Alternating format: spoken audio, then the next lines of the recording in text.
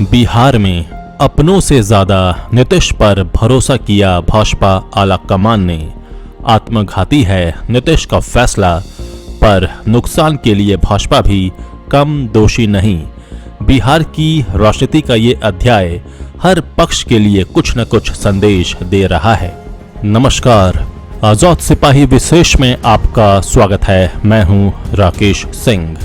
बिहार में नीतीश कुमार के नेतृत्व में महागठबंधन की नई सरकार ने कामकाज संभाल लिया है। इस बेहद महत्वपूर्ण घटनाक्रम ने राजनीति के बड़े बड़े पंडितों के सामने दो गंभीर सवाल खड़े कर दिए हैं। पहला ये कि आखिर नीतीश कुमार ने इस तरह पाला बदलने की जरूरत क्यों समझी। दूसरा ये कि भाजपा जैसी राजनीतिक ताकत ने बिहार की परिस्थितियों के आकलन में इतनी गंभीर चूक कैसे कर दी। ये दोनों सवाल वैसे तो अलग अलग दिख रहे हैं, लेकिन दोनों के जवाब कुछ बिंदुओं पर एक हो जाते हैं। यदि एक नहीं होते तो कम से कम समानांतर तो हो ही जाते हैं। इस बात में कोई संदेह नहीं है कि नीतीश कुमार की राजनीतिक महत्वाकांक्षा ने उन्हें भाजपा से अलग किया है। ये उनके इस बयान से भी स्पष्ट हो जाता है कि 2024 में हम रहें या ना रहें, 2014 वाले नहीं रहेंगे।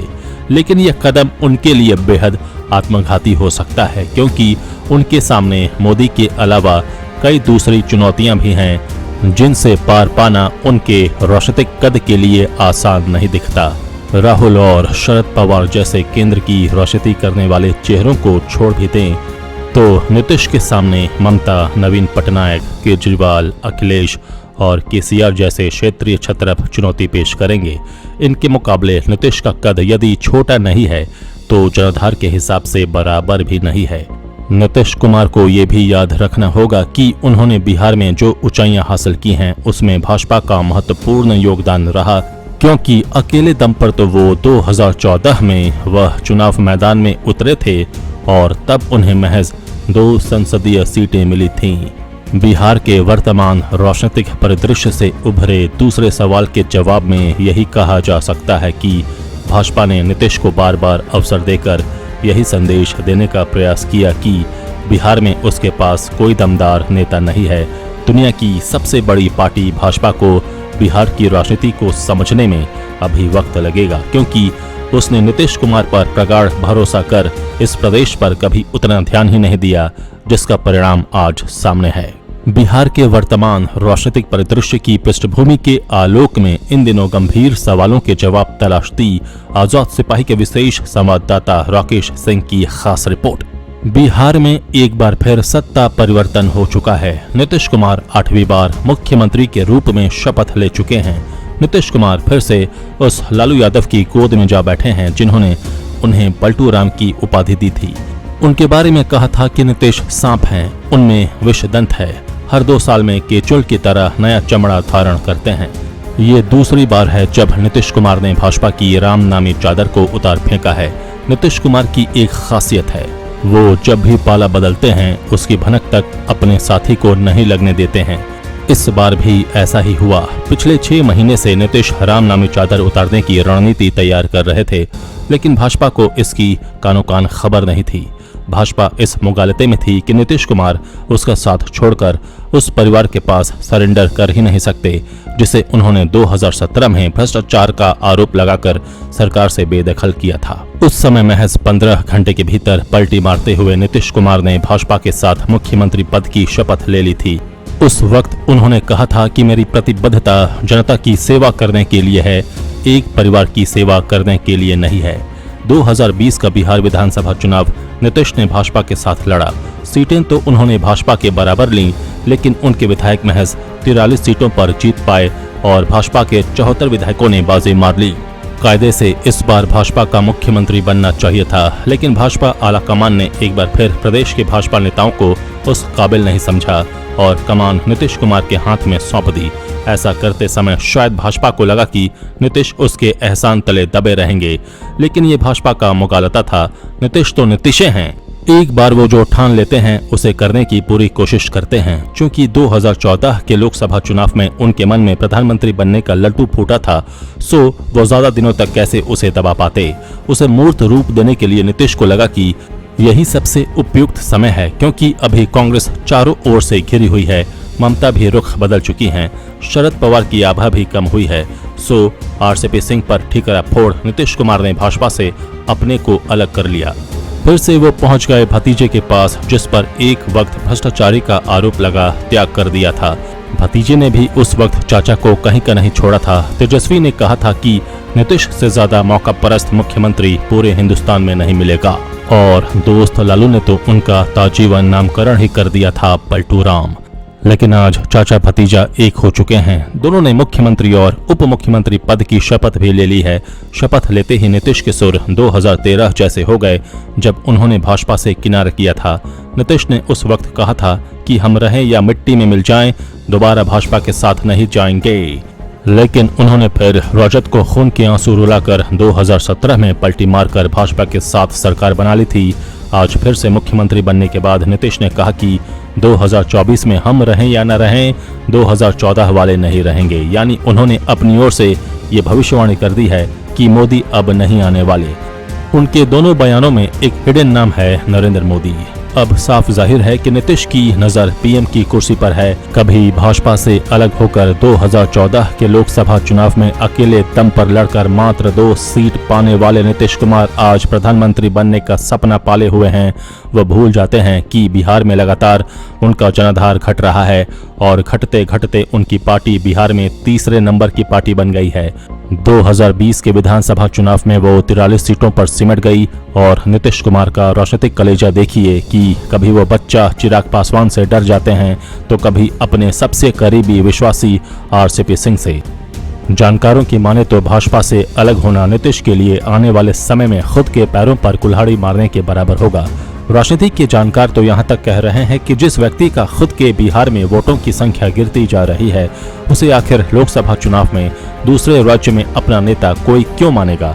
सच तो यही है कि बिहार में संख्या बल के आधार पर आज तेजस्वी यादव नीतीश कुमार से बड़े नेता बनकर उभरे हैं। नीतीश ये अच्छी तरह जानते हैं कि अगर तेजस्वी रूपी बैसाखी उनके पास रही तो उसके सहारे वो उत्तर प्रदेश के अखिलेश यादव को भी प्रभाव में ला सकते हैं। बता दें कि तेजस्वी यादव अखिलेश यादव के रिश्तेदार हैं, लेकिन नीतीश कुमार ये भूल जाते हैं कि संख्या बल के हिसाब से पश्चिम बंगाल की ममता बनर्जी, दिल्ली के अरविंद केजरीवाल, तेलंगाना के केसीआर, ओडिशा के नवीन पटनायक, उत्तर प्रदेश के अखिलेश यादव, महाराष्ट्र के शरद पवार उनसे बड़े हैं, और कांग्रेस के युवराज राहुल गांधी तो हैं ही कांग्रेस पार्टी के permanent PM candidate.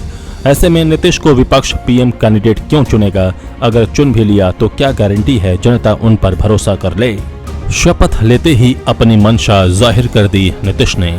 Nitish Kumar बुधवार को जब राजभवन के राजेंद्र मंडपम में 8वीं बार मुख्यमंत्री पद की शपथ ले रहे थे, तो उनके मन में किसी कोने में 7 लोक कल्याण मार्ग की झलक जरूर होगी, जहां प्रधानमंत्री नरेंद्र मोदी रहते हैं। राजभवन में सरकार बनाने का दावा पेश करने के बाद जब पत्रकारों ने तेजस्वी यादव से पूछा कि क्या नीतीश कुमार प्रधानमंत्री पद के दावेदार होंगे, तो तेजस्वी ने कहा, अब ये सवाल मैं मुख्यमंत्री जी पर छोड़ता हूं, लेकिन क्या ये सच नहीं है कि वो इस देश के सबसे अनुभवी सीएम हैं? बगल में खड़े नीतीश कुमार ब्लश कर रहे थे। उनके चेहरे की लालिमा ये बता रही थी। पर क्या खुद के मान लेने से नीतीश कुमार पीएम मटीरियल हो सकते हैं? इस तरह के प्रयास तो मायावती से लेकर शरद यादव तक ने किए, लेकिन सारे पिछले प्रयास तो विफल रहे हैं। तीसरा मोर्चा हो या साझा विपक्ष, कभी एक नेता पर सहमति नहीं बनी। फिर क्या राष्ट्रीय जनता दल और जनता दल यूनाइटेड के साझा नेता के तौर पर नीतीश कुमार इतना आगे बढ़ सकते हैं? हाँ, एक बात आरजेडी के पक्ष में जाती है, लालू प्रसाद यादव। उनकी पहुंच सीधे 10 जनपद तक रही है, और उनकी बात भी हिंदी पट्टी के सभी विपक्षी नेता सुनते आए हैं। ऐसा लगता है कि हाल में जेल से बाहर आने के बाद जब वो पटना में थे, तभी नीतीश को साथ लाने की पटकथा लिखी गई थी। वहीं बुधवार को शपथ ग्रहण के बाद नीतीश कुमार मीडिया से मुखातिब हुए। उन्होंने प्रधानमंत्री नरेंद्र मोदी का नाम लिए बिना उन पर सीधा निशाना साधते हुए कहा, 2024 में हम रहें या न रहें, 2014 वाले नहीं रहेंगे। उनका ये बयान साफ इशारा कर रहा है कि उनकी मंशा और राजनीतिक महत्वाकांक्षा क्या है। प्रधानमंत्री पद की दावेदारी पर नीतीश कुमार ने कहा, मेरी कोई दावेदारी नहीं है। हमने जो भी निर्णय लिया है अपनी पार्टी के साथियों के साथ लिया है। हालांकि उन्होंने ये जरूर कहा कि हम निश्चित तौर पर विपक्ष को मजबूत करेंगे। भाजपा की चूक ने भी स्थिति को उलझाया। यहाँ सवाल यह है कि क्या भाजपा ने बिहार की परिस्थितियों के आकलन में लापरवाही बरती? इसका उत्तर तो निश्चित ही सकारात्मक है। भाजपा की पहली भूल ये हुई कि उसने बिहार की सियासत के अलग रंग को कभी मान्यता ही नहीं दी। पार्टी ये भूल गई कि बिहार की राजनीति वहां से शुरू होती है जहां दूसरे राज्यों की राजनीति विराम लेती है। यही कारण है कि वो नीतीश कुमार और लालू जैसे राजनीति के धुरंधरों के मुकाबले सुशील मोदी, चिराग पासवान और आरसीपी सिंह को मोर्चा पर लगाया।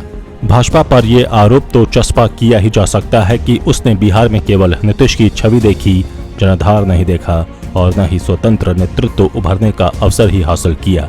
यही कारण है कि बिहार में भाजपा का आज कोई एक ऐसा नेता नहीं है जो पूरे राज्य में जाना जाता है। अब तो कहा यहाँ तक जा रहा है कि वो भाजपा ही थी जिसने करीब 20 महीने पहले 11 नवंबर 2020 को यानी बिहार विधानसभा चुनाव नतीजे आने के एक दिन बाद इस अलगाव के लिए जमीन तैयार कर दी थी।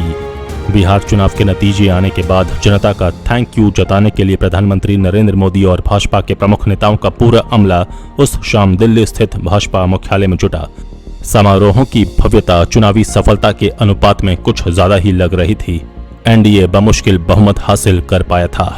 243 सदस्यीय विधानसभा में 125 सीटें और नीतीश कुमार की पार्टी जदयू को बड़ा झटका लगा था जो 2015 के चुनावों में 71 सीटों की तुलना में केवल 43 सीटें ही जीत पाई थी। कहते हैं कि उस समारोह से नीतीश कुमार बुरी तरह आहत थे। वो समझ गए थे कि भाजपा उन्हें चैन से रहने नहीं देगी। दूसरी तरफ भाजपा के रणनीतिकार नीतीश को घेरने की जुगत लगाने लगे थे। इसे जारी रखते हुए ही भाजपा ने सुशील कुमार मोदी को राज्य से बाहर लाने का फैसला किया, जो 2005 के बाद नीतीश कुमार के मुख्यमंत्री कार्यकाल के दौरान उनके डिप्टी थे। दोनों के बीच परस्पर तालमेल काफी अच्छा था और दोनों ही सहयोगी दलों के बीच एक सहज संबंध सुनिश्चित करके आराम से सरकार चलाते रहे थे। सुशील मोदी को नीतीश के नए मंत्रिमंडल से बाहर रखा गया और उनकी जगह अपेक्षाकृत छोटा सियासी कद रखने वाले दो नेताओं को डिप्टी सीएम बनाया गया। सुशील मोदी को राज्यसभा लाया गया लेकिन केंद्रीय मंत्रिमंडल में शामिल नहीं किया गया। भाजपा के इस कदम को नीतीश कुमार के साथ उनकी निकटता की सजा के तौर पर देखा गया। भाजपा की यही भूल आगे चलकर घाव बन गई, जिसका लाभ लालू ने खूब उठाया और उनकी ओर से नीतीश को यह भरोसा दिलाया कि भाजपा का अगला निशाना जदयू है। दूसरी तरफ भाजपा बिहार में अपना वजूद चिराग पासवान और आरसीपी सिंह जैसे नौसिखियों के सहारे मजबूत करना चाह रही थी। यहीं भाजपा चूक गई और बिहार उसके हाथ से निकल गया। हालांकि भाजपा इसे अवसर के रूप में लेगी। अब वो खुद को सबसे बड़ी पार्टी बनाना चाहेगी, लालू राज और भ्रष्टाचार पर हमला करेगी, आक्रामक अभियान चलाएगी। 2024 से पहले एनडीए से एक पार्टी का अलग होना झटका हो सकता है, लेकिन बिहार में संदर्भ अलग है। भाजपा इसे मुक्ति के रूप में देख रही है। आजाद सिपाही के विशेष में अभी इतना ही। आप हमारे इस YouTube चैनल को जरूर सब्सक्राइब करें। आप हमारे Facebook पेज को भी जरूर फॉलो करें और भी अधिक खबरों के लिए पढ़ते रहिए अपना लोकप्रिय दैनिक अखबार आजाद सिपाही। धन्यवाद।